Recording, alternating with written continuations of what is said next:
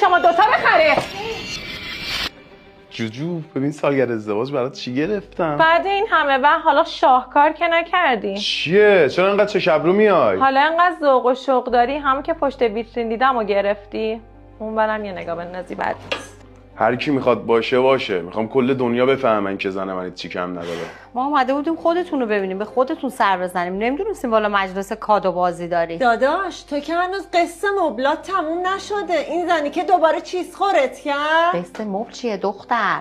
به جای این طلا خریدن برو این کولرتو درست کن. مردیم اگر ما که براتون دعوتنامه نفرستاده بودیم، مثل همیشه سرزده اومدیم ببینین از فضولی چه خبره. دختره پررو چه زبونی در برده. تا دیروز با یه چمدون خونه بابات اومدی، حالا شدی ملکه این خونه. همچین طلا رو با ذوق گرفت انگار ارث پدرشو گرفته. مامان نمیخواد تو هم شربتو بخوری، داخورت میکنه. چی میگی دختره افریته؟ معلومه که ارث پدرمه. نکنه انتظار داریم برای شما دوتا بخره.